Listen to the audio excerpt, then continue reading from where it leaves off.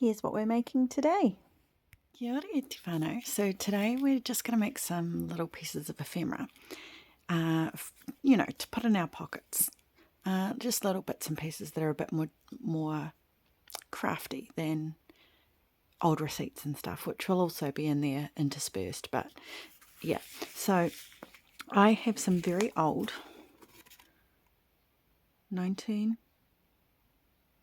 maybe you can read that, 1903 book pages, and I've just pulled some that have the advertising on them. So that one's Amateur Gardening. This one I believe is Gardener's Life, and I'm just going to cut out a few of those. So I'll do that off camera for you, and then I'm just going to make a masterboard. I'll scan the masterboard for you, and I'll put it in this folder, and I'll also probably scan it to use as a page background as well, and then I'll use the actual masterboard to make ephemera out of. Hope that makes sense. Okay, I'll be back in a second. Okay, so I've cut them all out and inked them very gently because they're very brittle. I've just got a nice old decent size paintbrush, and I've got some Mod Podge, and I use the matte one, not the gloss one for this. And this isn't the 240 GSM, this is only 200, so it's definitely lighter than the one that we use for the backgrounds. If I were to print needles, no, it's glue. It's nothing to eat. Thank you. It's not milk. No. Stop it. Oh my gosh, she's not giving up. Sorry about that. The cat's a menace, but I love her to bits. If I have done it on the 240, that would have been great for the background page, but I'm actually going to use the original for the ephemera, and the background I can just print on the 240 GSM so that it's nice and thick. Okay, so I will fast forward this because it's just a bunch of collaging rectangles. It's definitely not rocket science, and I'll show you the finished result afterwards. Okay.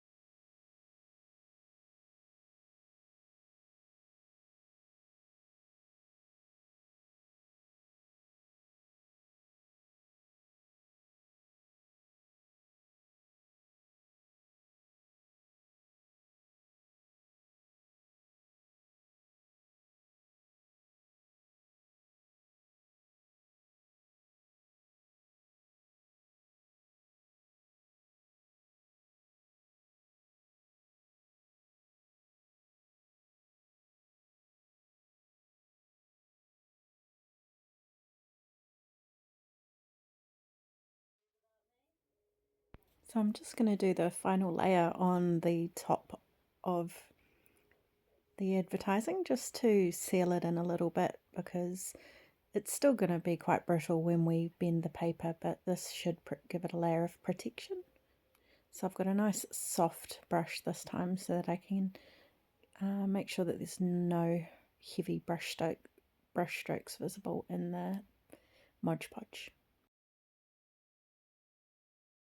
So I'll just finish this up and put it aside to dry. Then we're going to make the policy closure writing space that you would have seen at the beginning. And you're going to need a couple of circles cut out of any type of cardstock. I just used brown. And some ledger paper. This will be scanned and put on the folder for you as well if you want to use it. Now just cut the width to whatever suits wherever you want to put it. I would say this is about 2.5 to 3 inches that I've decided to go with.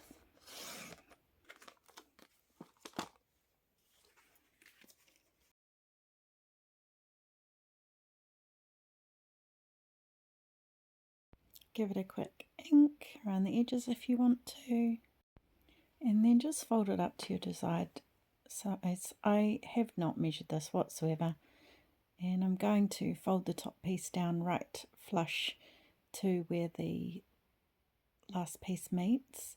You don't need to leave a gap because this isn't going to be a pocket, it's just going to be a fold out. And I'm just going to really quickly glue the ledger on the inside of the fold out. Trim, ink if you want to. You know me, I love my inking. I probably should have left it to dry a little bit longer, or made sure that I had glued that piece of paper in the center a little bit better. Just going to round the corners.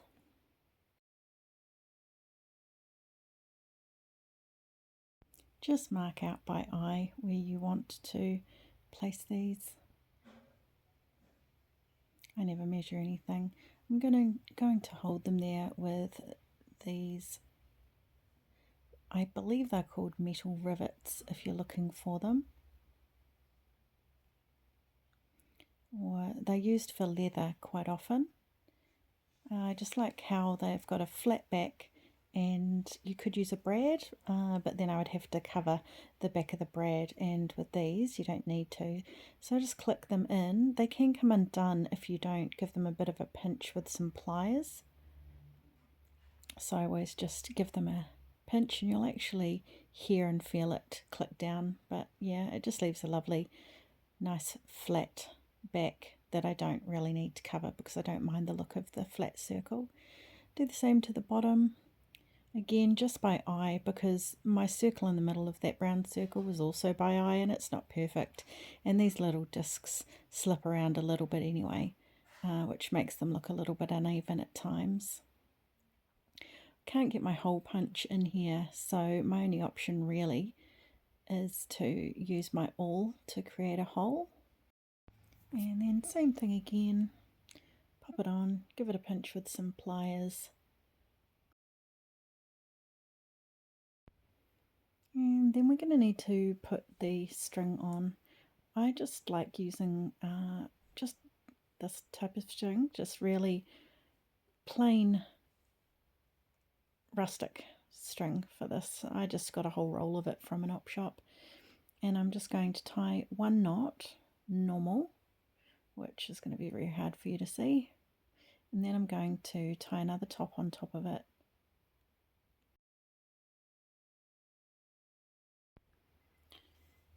And then you're going to want to just trim the little piece off that's extra so that it hides underneath the disc, and tie it up. What I actually want to do is add a little key to the bottom, and you're just going to need one of these things. I believe they, yes, hello needles, I believe they're for the end of necklaces, quite often the ends of leather. And all I do is cut this part off, and then I've just got a little crimp, and all you have to do is put it around the string and fold down the two sides on top of each other at the back and give it a little bit of a press with the pliers. Just going to find where I need, and I'm going to unravel it just so that I've got a little bit more room to play with. And I'm just going to pop this on here and squish down both of those little side flaps on top of each other and then pinch it with the pliers. Then I'm just going to add a teeny tiny little pocket just to cover that little boo-boo on the inside and to add a little interactive element. Okay, next I'm just going to make a couple of tags, and I'm going to leave this on 2 times because it's tags. I'm sure you guys know how to use tags, but I thought you might appreciate just quickly seeing my process. I'm going to make 2 different cuts on the tags. This one is going to be, as you can see, and the second one I'm going to use my punch. I like rounded corners at the bottom. It helps get, for some reason, makes them slide into pockets easier. So I'm just going to do one of these tops on the second one, and obviously I'm going to ink. Punch a couple of holes. This one I'm going to punch 2 holes because I want to dangle a little chain in here and have a little bow of lace on it. The second one I'm just going to do standard and punch the regular 1 hole. I've just quickly put an old end leaf from a Reader's Digest book on the back because I don't like the stark white, like I said. And then I'm just going to put a little embellishment on the back of each one just for a little bit of extra interest. And then I'm just going to cut a couple of these washi stickers out of this book. I love this book. I've showed this to you guys before. And I'm just going to fussy cut them. This is the book, just in case you want to find it for yourself. It's not cheap, but there's hundreds of stickers in there. And they're so great. You watch how they just sit on there seamlessly. I just love how they look. And then after that, chuck a couple of eyelets in those holes, and I am going to string this little charm and tag on a ball chain through here on this tag. And after that I am just going to add some ribbon feeding from the back through to the front of each of these holes and just tie a little bow just to give you something to grab onto when you grab it out of the pocket. Okay, that's that one done. Just quickly putting a little piece of lace through the top of that one, and what I want to do is I'm just going to really quickly sketch a leaf freehand and pen onto this little tag.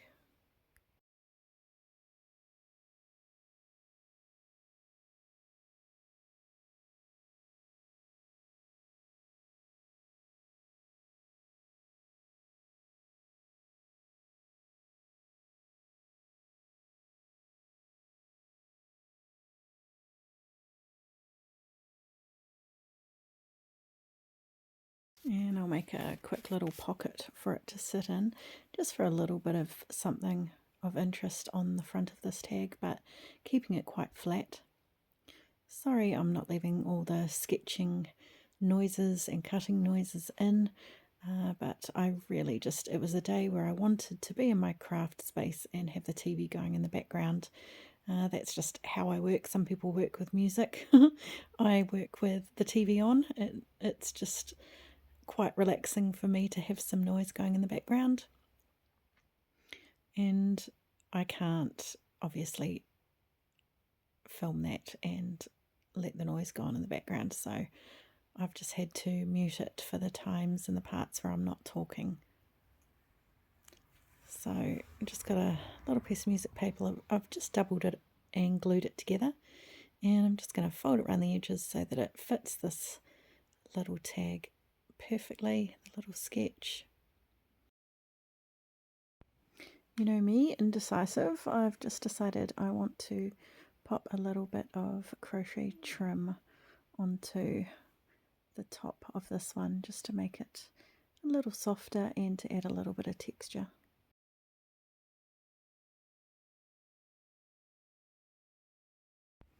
Okay, and last but not least, I just want to use the last bit that we have left from the masterboard to create a writing space, and it's just going to have a little closure on it and a little bit of detail on the front.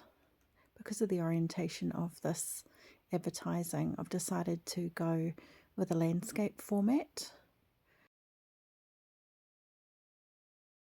Just have a little bird picture here. My apologies, I'm not entirely convinced that it's copyright free, so I can't pop this one into the folder, but any little black and white image you like that you want to print off or steal from a book, just for a little feature on the front, because the advertising, I mean, it does look cool by itself, you don't have to put anything on, but I just really like this little picture. I think it's really cute.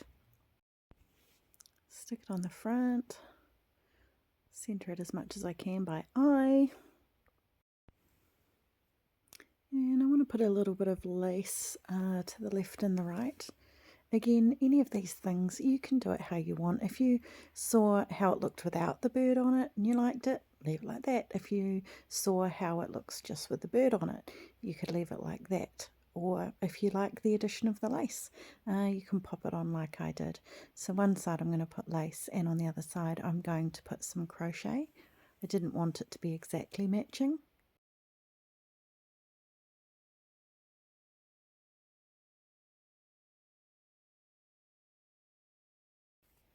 So I'm just going to line the inside with some ledger paper. I'll pop this ledger paper into the page pack as well. Just going to add a little bit of interest to this inside, this sticker and some of this beautiful handwritten paper, which I will also pop into the digital pack for you guys. Just adds a little bit more interest when you open it up, rather than just having lined paper there. So we're going to need 2 of the same rivets that we used for this closure, and I believe these are picture hanging D-rings if you are looking for those. Again, all of my hardware I find on Temu. It's always nice and cheap, and for these purposes it's absolutely fine. Just putting a couple of eyelet pinches in. Put the back piece on first, which is the bit with the flat bit. Then put the D-ring in on the top, and then put the top piece on and sandwich it in between. And then just give it a pinch with some pliers afterwards. Then I'm just going to grab some more of that lace trim that I've put on the tags and loop it through one of them so that one piece can go through the second one, and then you can tie a loose bow so it's easy to do up and undo.